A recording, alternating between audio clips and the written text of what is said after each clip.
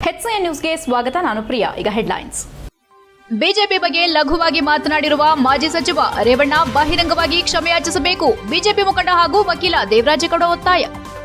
ಭೀಮಾ ಕೋರೆಗಾಂವ್ ಯುದ್ಧ, ಪರಿಶಿಷ್ಟ ಸಮುದಾಯಗಳಿಗೆ ಶಿಕ್ಷಣದ ದಾರಿ ತೆರೆದ ಐತಿಹಾಸಿಕ ಘಟನೆ. ಜನವರಿ 20ರಂದು 208ನೇ ವರ್ಷದ ವಿಜಯೋತ್ಸವ ಆಚರಣೆ.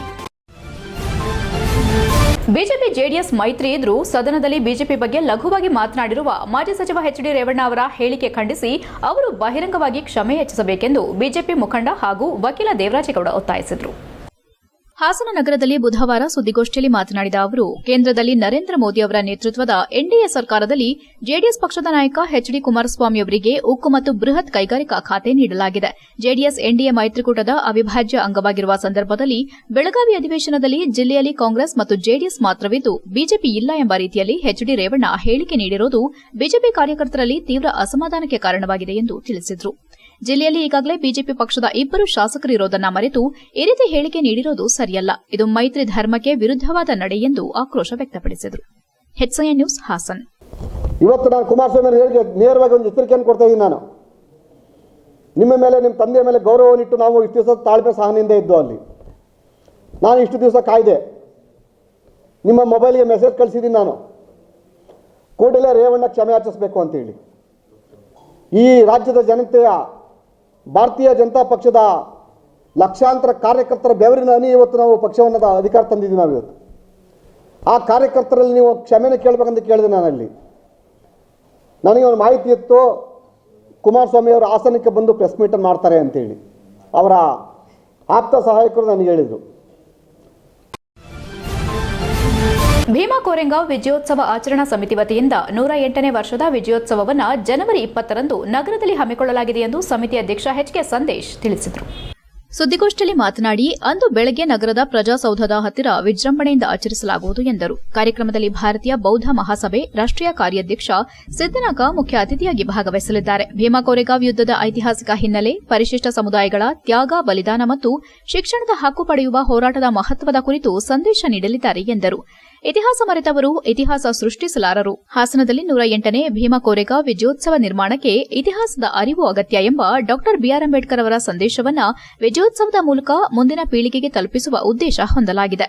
ಮಹಾರ್ ಸಮುದಾಯದ ಸೈನಿಕರು ಭೀಮಾ ಕೋರೆಗಾಂವ್ ಯುದ್ದದಲ್ಲಿ ತೋರಿದ ಶೌರ್ಯ, ತ್ಯಾಗ ಮತ್ತು ಬಲಿದಾನವೇ ಪರಿಶಿಷ್ಟ ಸಮುದಾಯಗಳಿಗೆ ಶಿಕ್ಷಣದ ದಾರಿ ತೆರೆದ ಐತಿಹಾಸಿಕ ಘಟನೆ ಎಂದು ತಿಳಿಸಿದರು. 1817 ಡಿಸೆಂಬರ್ 31ರಂದು ಆರಂಭಗೊಂಡು 1818 ಜನವರಿ 1ರಂದು ಅಂತ್ಯಗೊಂಡ ಭೀಮಾ ಕೋರೆಗಾಂವ್ ಯುದ್ದದಲ್ಲಿ ಪೇಶ್ವೆ ಬಾಜಿರಾಯನ ಸೈನ್ಯವನ್ನ ಮಹಾರ್ ಸೈನಿಕರು ಸೋಲಿಸಿ ವಿಜಯ ಸಾಧಿಸಿದ್ರು. ಈ ವಿಜಯದ ಸ್ಮರಣಾರ್ಥ 1823ರಲ್ಲಿ ಬ್ರಿಟಿಷ್ ಸರ್ಕಾರ 75 ಅಡಿ ಎತ್ತರದ ವಿಜಯ ಸ್ತಂಭ ನಿರ್ಮಿಸಿದ್ದು, ಯುದ್ದದಲ್ಲಿ ಹುತಾತ್ಮರಾದ 22 ಸೈನಿಕರ ಹೆಸರುಗಳನ್ನು ಅದರಲ್ಲಿ ಕೆತ್ತಲಾಗಿದೆ ಎಂದರು. ಸುದ್ದಿಗೋಷ್ಠಿಯಲ್ಲಿ ಹೆತ್ತೂರು ನಾಗರಾಜ್, ಅಂಬುಗ ಮಲ್ಲೇಶ್, ಉಮೇಶ್, ಮಂಜು ತೇಜೂರು, ಗೊರೂರು ರಾಜು, ಶಿವಮ್ಮ, ಭಾಗ್ಯ ಕಲಿವೀರ್, ರಾಜು ಗೊರೂರು, ವೆಂಕಟೇಶ್ ಬ್ಯಾಕರವಳ್ಳಿ ಉಪಸ್ಥಿತರಿದ್ದರು.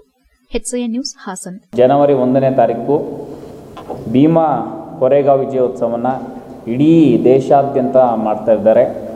ಹಾಗಾಗಿ ನಾವು ಹಾಸನ ತಾಲೂಕಿನಲ್ಲಿ ಇದೇ ಮೊಟ್ಟ ಮೊದಲನೇ ಬಾರಿಗೆ 2008ನೇ ವರ್ಷದ ಭೀಮಾ ಕೋರೆಗಾಂವ್ ವಿಜಯೋತ್ಸವನ ಆಚರಿಸೋದಕ್ಕೆ ನಾವೆಲ್ಲರೂ ಕೂಡ ಆಚರಣೆ ಮಾಡೋದಕ್ಕೆ ನಾವು ಮುಂದಡಿ ಇಟ್ಟಿದ್ದೀವಿ. ಹಾಗಾಗಿ ಅದಕ್ಕೆ ಸಂಬಂಧಪಟ್ಟಂತೆ ನಾವು ಇವತ್ತು ಈ ಪತ್ರಿಕಾಗೋಷ್ಠಿನ ಕರೆದಿದ್ದೀವಿ. ಇಲ್ಲಿ ನಾನು ನಾಗರಾಜ್ ಎತ್ತೂರ್, ಇದರ ಭೀಮಾ ಕೋರೆಗಾಂವ್ ಅದರ ಇತಿಹಾಸ, ಅದು ಯಾಕೆ ಪ್ರಾರಂಭವಾಯಿತು, ಅದ್ರ ವಿಚಾರ ಹೇಳಲೇಬೇಕು. ತಾವಾಗಲೇ 3-4 ಪ್ರೆಸ್ ಮೀಟ್ ಮುಗಿಸ್ಕೊಂಡು ಬಂದಿದ್ದೀರಿ. ಆದರೂ ಕೂಡ ಇದು ಭಾಳ ಇಂಪಾರ್ಟೆಂಟ್ ಸಬ್ಜೆಕ್ಟು ಅಂತ ಕಳಕಳಿಯಿಂದ ನಿಮ್ಮನ್ನು ರಿಕ್ವೆಸ್ಟ್ ಮಾಡ್ತಾಯಿದ್ದೀವಿ. ತಾವು ದಯವಿಟ್ಟು ಕೇಳ್ತೀರಿ ಅಂತ ಹೇಳಿ ನಾನು ಅತ್ಯಂತ ಆಂತರಿಕವಾಗಿ ನನ್ನ ಪ್ರೀತಿನ ವ್ಯಕ್ತಪಡಿಸ್ತೀನಿ ಸಾಹೇಬ್ರೆ. HCN ನ್ಯೂಸ್ನಲ್ಲಿ ಈಗ ಒಂದು ಪುಟ್ಟ ಬ್ರೇಕ್.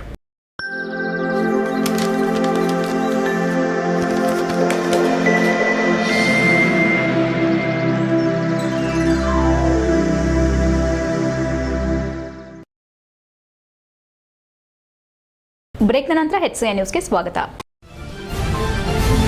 ಕರ್ನಾಟಕ ರಾಜ್ಯ ವೈಜ್ಞಾನಿಕ ಸಂಶೋಧನಾ ಪರಿಷತ್ ಬೆಂಗಳೂರು ವತಿಯಿಂದ ಯಾದಗಿರಿಯಲ್ಲಿ ಡಿಸೆಂಬರ್ 28, 29 ಮತ್ತು 30, 2025ರಂದು ನಡೆಯುತ್ತಿರುವ 3 ದಿನಗಳ 5ನೇ ವೈಜ್ಞಾನಿಕ ಸಮ್ಮೇಳನದಲ್ಲಿ ಹಾಸನ ಜಿಲ್ಲೆಗೆ ರಾಜ್ಯ ಹಾಗೂ ವಿಶ್ವಮಟ್ಟದ ಸಾಧನೆಗಳಿಗಾಗಿ ಮಹತ್ವದ ಗೌರವಗಳು ಲಭಿಸಿರುವುದು ಜಿಲ್ಲೆಯ ಪಾಲಿಗೆ ಹೆಮ್ಮೆಯ ವಿಷಯವಾಗಿದೆ ಎಂದು ರಾಜ್ಯ ವೈಜ್ಞಾನಿಕ ಸಂಶೋಧನಾ ಪರಿಷತ್ ಜಿಲ್ಲಾ ಘಟಕದ ಅಧ್ಯಕ್ಷ ರವೀನಾ ಕಲ್ಗುಡು ತಿಳಿಸಿದರು.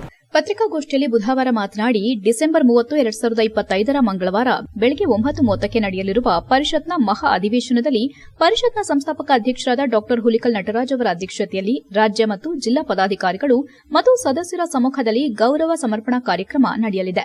ಹಾಸನದ ಭಾರತ ಸೇವಾದಳದ ವಲಯ ಸಂಘಟಕರಾದ ರಾಣಿ ವಿಎಸ್ ಹಾಗೂ ಹಾಸನದ ಪ್ರತಿಷ್ಠಿತ ಮಾಸ್ಟರ್ ಪಿಯು ಕಾಲೇಜ್ಗೆ ಈ ಸಂದರ್ಭದಲ್ಲಿ ವಿಶೇಷ ಗೌರವ ಲಭಿಸುತ್ತಿದೆ.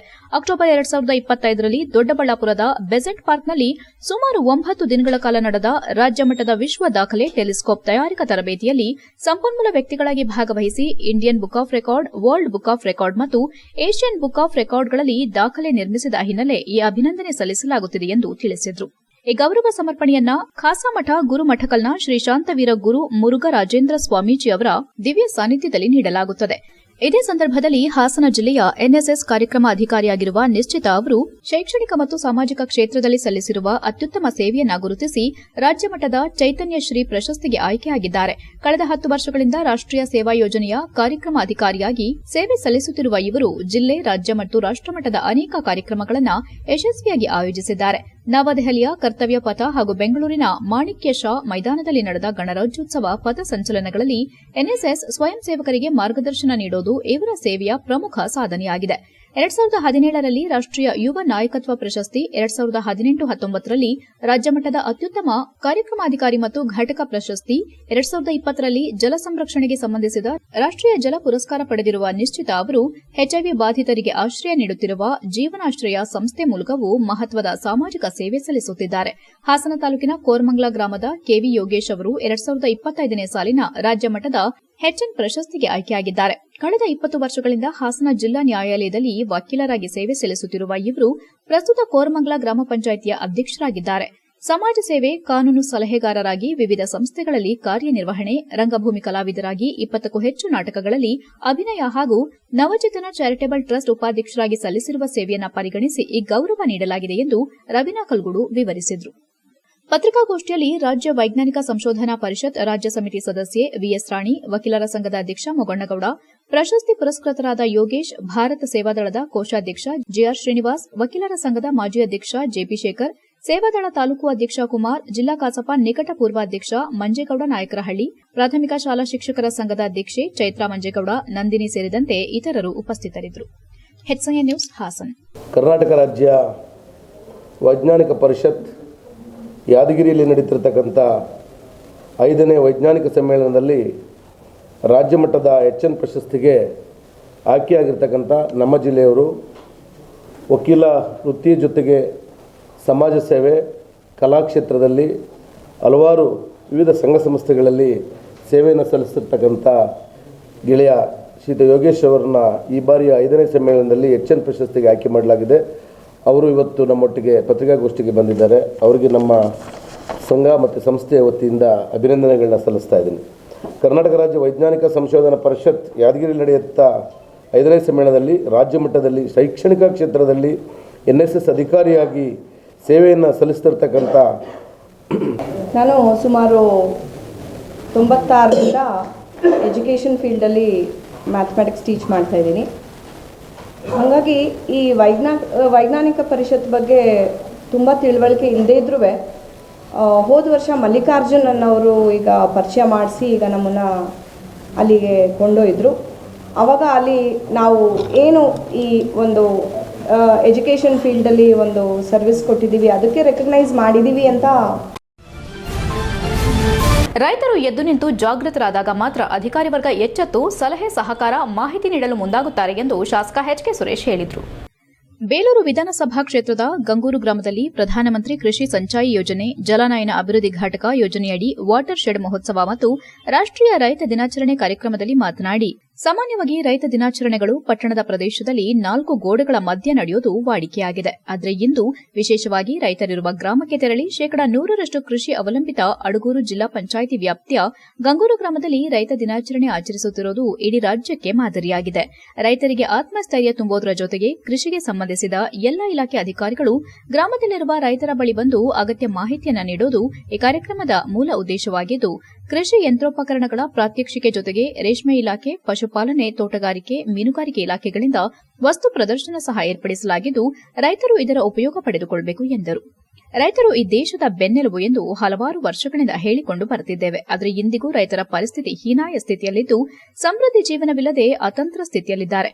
ರೈತ ಕುಟುಂಬದ ಗಂಡು ಮಕ್ಕಳಿಗೆ ಹೆಣ್ಣು ಕೊಡಲು ಹಿಂದೆ ಮುಂದೆ ನೋಡುತ್ತಿದ್ದಾರೆ. ಇದರಿಂದಾಗಿ ಗ್ರಾಮೀಣ ಪ್ರದೇಶದಲ್ಲಿ ಕೆಲವರು ತಳುಕು ಬಳುಕಿಗೆ ಮಾರುಹೋಗಿ ಪಟ್ಟಣ ಪ್ರದೇಶಕ್ಕೆ ತೆರಳುತ್ತಿದ್ದಾರೆ. ರೈತರು ಧೃತಿಗೆಡದೆ ಕೃಷಿ ಭೂಮಿಯನ್ನೇ ನಂಬಿ ಜೀವನ ಸಾಗಿಸಿದ್ರೆ ಭವಿಷ್ಯದಲ್ಲಿ ಜೀವನ ಉತ್ತಮವಾಗಲಿದೆ. ರೈತನಿಂದ ಮಾತ್ರ ಈ ದೇಶ ನಡೆಯಲು ಸಾಧ್ಯ ಎನ್ನುವುದು ಎಂದಿಗೂ ಸತ್ಯ ಎಂದರು. ಇಲ್ಲಿ ನಾವು ರಾಜಕೀಯ ಮಾಡಲು ಬಂದಿಲ್ಲ, ನಿಮ್ಮ ಸೇವೆ ಮಾಡಲು ಬಂದಿದ್ದೇವೆ. ಆದರೆ ಇಲ್ಲಿ ಕೆಲವರು ನಮ್ಮ ರೈತರನ್ನ ಒಡೆದಾಡುವ ನೀತಿಯನ್ನು ಅನುಸರಿಸಿ ಆಟ ನೋಡುತ್ತಿದ್ದಾರೆ. ಇದು ನಿಜಕ್ಕೂ ಬೇಸರದ ಸಂಗತಿ. ಅನ್ನ ಕೊಡುವ ರೈತನ ಬಗ್ಗೆ ಅಪವಾದ ಮಾಡೋದು ಮೊದಲು ಬಿಡಬೇಕೆಂದವರು, ನನ್ನ ಕೊನೆಯ ಉಸಿರು ಇರುವವರೆಗೂ ರೈತರ ಏಳಿಗೆಗಾಗಿ ದುಡಿಯುತ್ತೇನೆ, ಅಲ್ಲದೆ ಐದಳ ಕಾವಲಿನ ರೈತರಿಗೆ ಎಂದಿಗೂ ಸಹ ಮೋಸ ಮಾಡಲು ಬಿಡುವುದಿಲ್ಲ. ಅದರ ಜೊತೆಗೆ ಎಂಥ ಹೋರಾಟಕ್ಕೂ ಸಿದ್ಧ ಎಂದು ತಿಳಿಸಿದರು. ಜಂಟಿ ಕೃಷಿ ನಿರ್ದೇಶಕ ರಮೇಶ್ ಕುಮಾರ್ ಮಾತನಾಡಿ, ಮಾಜಿ ಪ್ರಧಾನಿ ಚರಣ್ ಸಿಂಗ್ ಜಯಂತಿಯನ್ನು ರೈತ ದಿನಾಚರಣೆಯನ್ನಾಗಿ ಆಚರಿಸಲಾಗುತ್ತಿದೆ. ಇವರು ತಮ್ಮ ಆಡಳಿತಾವಧಿಯಲ್ಲಿ ಭೂ ಸುಧಾರಣೆ ಕಾಯ್ದೆ ಜಾರಿಗೆ ತಂದು ಲಕ್ಷಾಂತರ ಜನರಿಗೆ ಭೂಮಿ ಕೊಡಿಸಿದ್ರು ಮತ್ತು ರೈತರ ಪರವಾಗಿ ಹಲವಾರು ಯೋಜನೆಗಳನ್ನು ಜಾರಿಗೆ ತಂದರು. ಅಲ್ಲದೆ ಪ್ರಮುಖವಾಗಿ ದೇಶದ ಆರ್ಥಿಕತೆ ಮತ್ತು ಅಭಿವೃದ್ಧಿಗೆ ರೈತರ ಕೊಡುಗೆ ಅಪಾರವಾಗಿದೆ. ಇದರಿಂದಾಗಿ ಸರ್ಕಾರಗಳು ಕೃಷಿಗೆ ಹೆಚ್ಚು ಒತ್ತು ಕೊಡುತ್ತಿವೆ. ಇಲಾಖೆಯಿಂದ ಮಾಡಿರುವ ಎಲ್ಲಾ ಕಾಮಗಾರಿಗಳನ್ನು ಲೋಕಾರ್ಪಣೆಗೊಳಿಸಿ ನಂತರ ಗ್ರಾಮ ಪಂಚಾಯಿತಿಗೆ ಅದನ್ನು ವಹಿಸಲಾಗುವುದು. ಮುಂದೆ ಅವರು ಅದನ್ನು ನಿರ್ವಹಿಸಲಿದ್ದಾರೆ. ಮಣ್ಣಿನ ಫಲವತ್ತತೆ ಕಾಪಾಡುವ ನಿಟ್ಟಿನಲ್ಲಿ ಎಲ್ಲರೂ ಮುಂದಾಗಬೇಕು ಎಂದರು. ರೈತ ಸಂಘದ ಪ್ರಧಾನ ಕಾರ್ಯದರ್ಶಿ ಬಸವರಾಜ್ ಮಾತನಾಡಿ, ರೈತರ ದಿನಾಚರಣೆಯನ್ನ ಕೇವಲ 1 ದಿನಕ್ಕೆ ಮಾತ್ರ ಸೀಮಿತ ಮಾಡಬಾರದು. ಸರ್ಕಾರದಿಂದ ಬರುವಂತಹ ಸವಲತ್ತುಗಳನ್ನು ಮೊದಲು ನೇರವಾಗಿ ಪಾವತಿ ಮಾಡುವಂತಹ ಕೆಲಸ ಆಗಬೇಕು. ಇದರ ಜೊತೆಯಲ್ಲಿ ರೈತರ ಸಂಕಷ್ಟವನ್ನು ಅರಿತಿರುವ ಶಾಸಕರು ಸದನದಲ್ಲಿ ಅವರ ಪರವಾಗಿ ಧ್ವನಿ ಎತ್ತಿದಾಗ ಮಾತ್ರ ನಮ್ಮ ಬದುಕು ಹಸನಾಗುತ್ತದೆ. ಮೆಕ್ಕೆಜೋಳಕ್ಕೆ ಉತ್ತಮ ಗರಿಷ್ಠ ಬೆಲೆ ನೀಡುವ ಮೂಲಕ ನಮಗೆ ಸಹಕಾರ ನೀಡುವಂತೆ ಈ ಸಂದರ್ಭದಲ್ಲಿ ಮನವಿ ಮಾಡಿದರು. ಕೃಷಿ ಸಹಾಯಕ ನಿರ್ದೇಶಕ ಕಾಂತರಾಜ್, ತೋಟಗಾರಿಕಾ ಇಲಾಖೆ ಸಹಾಯಕ ನಿರ್ದೇಶಕ ಸತೀಶ್, ಗಂಗೂರು ಗ್ರಾಮ ಪಂಚಾಯಿತಿ ಅಧ್ಯಕ್ಷೆ ಶಾಂತಕುಮಾರಿ, ಕೃಷಿಕ ಸಮಾಜದ ಅಧ್ಯಕ್ಷ ಜಯರಾಮ್, ಪ್ರತಿನಿಧಿ ದೊಡ್ಡವೀರೇಗೌಡ, ತಾಲೂಕು ಪಂಚಾಯಿತಿ ಮಾಜಿ ಅಧ್ಯಕ್ಷ ರಂಗೇಗೌಡ, ಮುಖಂಡರಾದ ಸಿದ್ದೇಶ್, ಬಾಲಚಂದ್ರ, ಸಣ್ಣೇಗೌಡ, ಪರಮೇಶ್, ಕುಮಾರ್, ಬಸವರಾಜ್, ಶಿವಪ್ಪ, ಸುರೇಶ್ ಸೇರಿದಂತೆ ಮುಂತಾದವರು ಹಾಜರಿದ್ದರು. HCN news, Belur. ಸಮೃದ್ಧಿಯಾದ ಜೀವನವನ್ನು ನಡೆಸ್ತಾ ಇಲ್ಲ. ರೈತರ ಮಕ್ಕಳಿಗೆ ಏನಕ್ಕೆ ಹೆಣ್ಣುಗಳನ್ನ ಕೊಡ್ತಾ ಇಲ್ಲ ಅಂತಕ್ಕಂಥದ್ದನ್ನ ನಮ್ಮ ರಂಗೇಗೌಡರು ಪ್ರಸ್ತಾವನೆ ಮಾಡಿದರು. ಬಹುಶಃ 2019ರಿಂದ ಬಂದಂತ ಕೊರೋನಾ ಇನ್ನೊಂದ್ಸಲ ಏನಾದ್ರು ಬಂದ್ರೆ ಖಂಡಿತವಾಗ್ಲೂ ನಗರಕ್ಕೆ ಹೆಣ್ಮಕ್ಳು ಕೊಡಲ್ಲ. ರಂಗೇಗೌಡ್ರೆ ಹಳ್ಳಿಗೆ ಹುಡುಕವನ್ನು ಕೊಡ್ತಾರೆ. ಯಾಕೆಂದ್ರೆ ನಗರದಲ್ಲಿದ್ದಂಥವ್ರು ಎಲ್ಲರೂ ಸಹ ಬಂದು ಹಳ್ಳಿನಲ್ಲಿ ವಾಸ ಮಾಡಿದ್ರು. ಸಿಂಗ್ ರವರ ನೆನಪಿಗೋಸ್ಕರ ಅವರು ಕೃಷಿ ಕ್ಷೇತ್ರಕ್ಕೆ ಕೊಟ್ಟಂತ ಕೊಡುಗೆಯನ್ನ ನೆನಪಲ್ಲಿ ಇಟ್ಕೊಂಡು ಅವರ ಜ್ಞಾಪಕಾರ್ಥವಾಗಿ ಮತ್ತು ರೈತರು ಈ ದೇಶದ ಆರ್ಥಿಕತೆಗೆ ಮತ್ತು ಈ ದೇಶದ ಆಹಾರ ಭದ್ರತೆಗೆ ಕೊಟ್ಟಂತ ಕೊಡುಗೆಯನ್ನ ಗೌರವಿಸುವುದಕ್ಕೋಸ್ಕರ ರೈತರ ದಿನವನ್ನಾಗಿ ಆಚರಣೆ ಮಾಡಬೇಕು. ಹಂಗೆ ಲೆಕ್ಕ ಹಾಕಿದ್ರೆ ವರ್ಷದ ಎಲ್ಲಾ ದಿನವೂ ರೈತರ ದಿನಾಚರಣೆಯೇ. ಶಾಸಕರಿಗೆ ಈ ಭಾಗದ ಸಮಸ್ಯೆ ಗೊತ್ತಿದೆ. ಮೇಜರ್ ಆಗಿ ಕೊಳವೆ ಬಾವಿಗಳು ಜಾಸ್ತಿ. ಇವತ್ತು 25,000 ರೂಪಾಯಿಗೆ ನಂಬರ್ ಆಗ್ತಾ ಇದ್ದಂಥದ್ದು ಈಗ 45,000 ಆಗಿದೆ 10 HP. ಇದ್ರ ಬಗ್ಗೆ ಬೆಳಕು ಚೆಲ್ಲಬೇಕಾಗಿತ್ತು. ಅವರು ಗಮನ ಹರಿಸಿದಾರೋ ಬಿಟ್ಟಿದಾರೋ ಗೊತ್ತಿಲ್ಲ.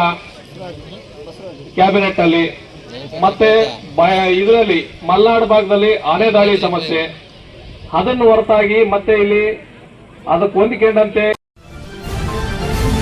ಆದರ್ಶ ಸುಗಮ ಸಂಗೀತ ಅಕಾಡೆಮಿ ಹಾಗೂ ಟೈಮ್ಸ್ ಗುರುಕುಲ ಸಿಬಿಎಸ್ಇ ಶಾಲೆಯ ಸಂಯುಕ್ತಾಶ್ರಯದಲ್ಲಿ ನಾಡಗೀತೆ ಮತ್ತು ಸುಗಮ ಸಂಗೀತದ ಶತಮಾನೋತ್ಸವದ ಅಂಗವಾಗಿ ಸಹಸ್ರ ಕಂಠಗಾಯನ ತರಬೇತಿ ಕಾರ್ಯಕ್ರಮ ಶಾಲಾಂಗಣದಲ್ಲಿ ನೆರವೇರಿತು.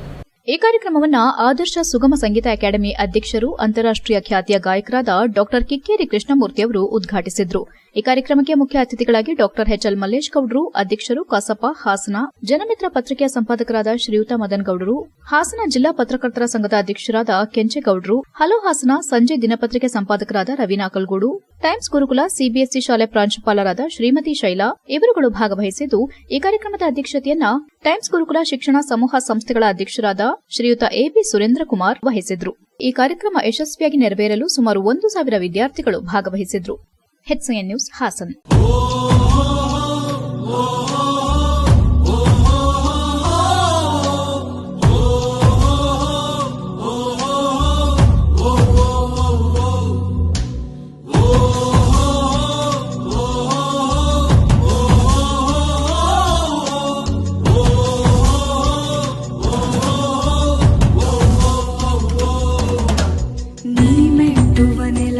ಕರ್ನಾಟಕ ನೀನೇರುವ ಮಲೆ ಸಹ್ಯಾದ್ರಿ, ನೀ ಮುಟ್ಟುವ ಮರ ಶ್ರೀಗಂಧದ ಮರ, ನೀ ಕುಡಿಯುವ ನೀರ್ ಕಾವೇರಿ. ಎಲ್ಲಾದರೂ ಇರು ಎಂತಾದರೂ ಇರು ಎಂದೆಂದಿಗೂ ನೀ ಕನ್ನಡವಾಗಿರು. ಕನ್ನಡ ಗೋವಿನವೋ ಮುದ್ದಿನ ಕರು ಕನ್ನಡತನ ಬಂದಿದ್ದರೆ ನೀ ನಮ್ಮದ ಕಲ್ಪತರು.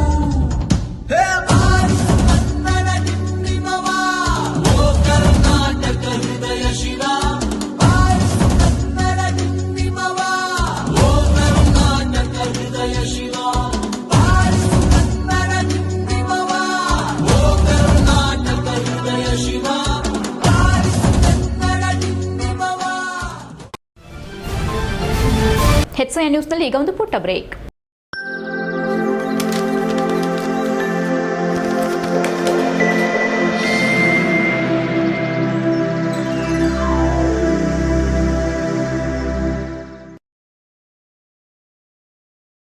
ಬ್ರೇಕ್ನ ನಂತರ HCN ನ್ಯೂಸ್ಗೆ ಸ್ವಾಗತ. ಧಾರ್ಮಿಕ ಚಿಂತನೆಯನ್ನು ವೃದ್ಧಿಸಿ ಸಮಾಜದಲ್ಲಿ ಸನಾತನ ಸಂಸ್ಕೃತಿಯ ಮೌಲ್ಯಗಳನ್ನು ಬಲಪಡಿಸುವ ಉದ್ದೇಶದಿಂದ ಜಿಲ್ಲಾ ಬ್ರಾಹ್ಮಣ ಸಮಾಜದ ವತಿಯಿಂದ 2025 ಡಿಸೆಂಬರ್ 27 ಮತ್ತು 28ರಂದು ನಗರದ MCE ಕಾಲೇಜು ಆವರಣದಲ್ಲಿ ದ್ವಿತೀಯ ಜಿಲ್ಲಾ ಬ್ರಾಹ್ಮಣ ಸಮ್ಮೇಳನ, ಲೋಕಹಿತ, ಕೋಟಿ ಗಾಯತ್ರಿ, ಜಪಯಜ್ಞ ಸಮರ್ಪಣಾ, ದಶಲಕ್ಷ ಗಾಯತ್ರಿ ಹವನ ಹಾಗೂ ವಿಶ್ವ ಹಿತಚಿಂತಕರ ಸಮ್ಮೇಳನವನ್ನು ಹಮ್ಮಿಕೊಳ್ಳಲಾಗಿದೆ ಎಂದು ಜಿಲ್ಲಾ ಬ್ರಾಹ್ಮಣ ಸಭಾದ ಅಧ್ಯಕ್ಷ HS ಮಂಜುನಾಥ ಮೂರ್ತಿ ತಿಳಿಸಿದರು. ಪತ್ರಿಕಾಗೋಷ್ಠಿಯಲ್ಲಿ ಬುಧವಾರ ಮಾತನಾಡಿ, ಅವನಿ ಶೃಂಗೇರಿ ಜಗದ್ಗುರು ಶ್ರೀ ಶಂಕರಾಚಾರ್ಯ ಮಹಾಸಂಸ್ಥಾನದ ಮಠಾಧಿಪತಿಗಳಾದ ಪರಮಪೂಜ್ಯ ಶ್ರೀ ಶ್ರೀ ಅದ್ವೈತಾನಂದ ಭಾರತಿ ಮಹಾಸ್ವಾಮೀಜಿಗಳು ಡಿಸೆಂಬರ್ 26ರಂದು ಶುಕ್ರವಾರ ಪುಷ್ಯ ಶುಕ್ಲ ಷಷ್ಠಿಯಂದು ಸಂಜೆ 5:30ಕ್ಕೆ ಹಾಸನ ನಗರಕ್ಕೆ ಭವ್ಯ ಪುರಪ್ರವೇಶ ಮಾಡಲಿದ್ದಾರೆ. ಬೋವನಹಳ್ಳಿ ಕೂಡು ರಸ್ತೆಯ ಸನಿಹ ಪೂರ್ಣಕುಂಭ ಸ್ವಾಗತದೊಂದಿಗೆ ಸ್ವಾಮೀಜಿಗಳ ಸ್ವಾಗತ ನಡೆಯಲಿದ್ದು, ಭಕ್ತರ ದ್ವಿಚಕ್ರ ವಾಹನಗಳ ಮಾಲೆಯೊಂದಿಗೆ ರೈಲ್ವೆ ನಿಲ್ದಾಣದವರೆಗೂ ಆಗಮಿಸಲಿದ್ದಾರೆ.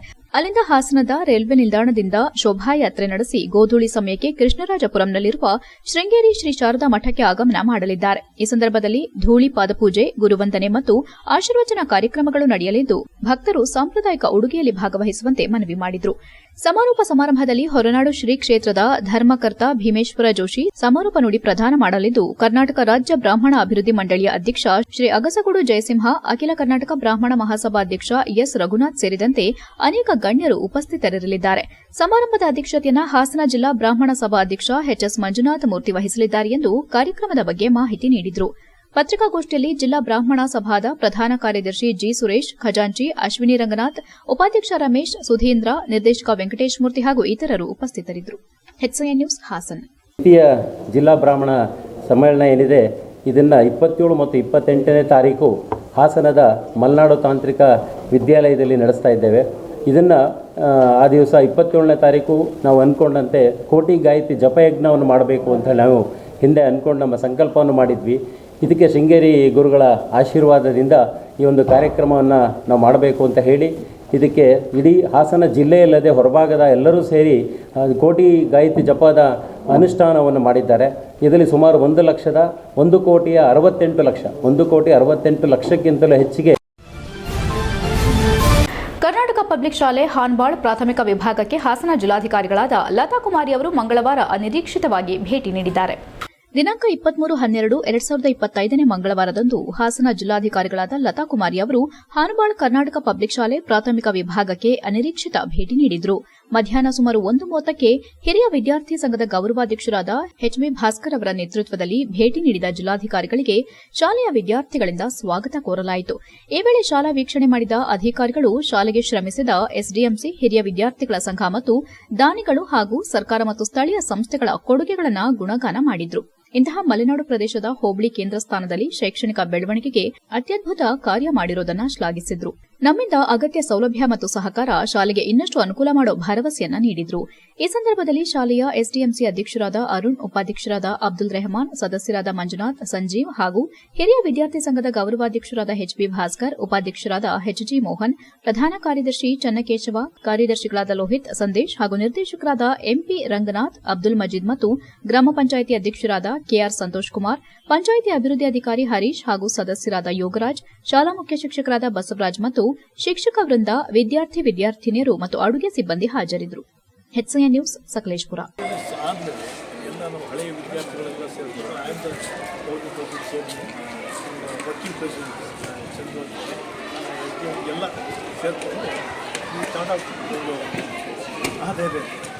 ಎಲ್ಲ ನಾವು ಕೊಂಡ್ರೆ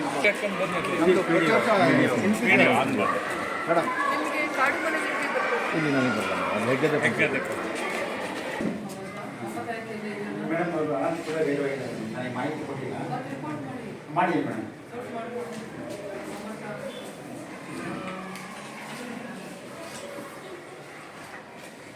CRP ಕೆಲಸ ಮಾಡ್ತಾ ಇದ್ರು, ಮತ್ತೆ ಸ್ಕೂಲ್ ಟೀಚರ್ ಬಂದ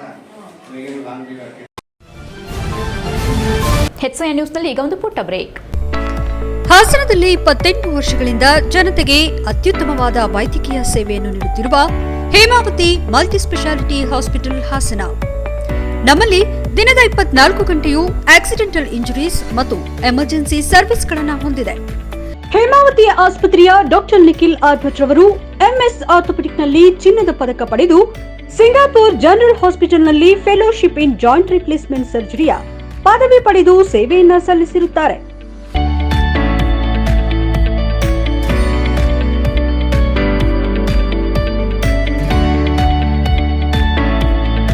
ನಮ್ಮಲ್ಲಿ ಆಂಬ್ಯುಲೆನ್ಸ್ ಸೇವೆಯೂ ಲಭ್ಯ.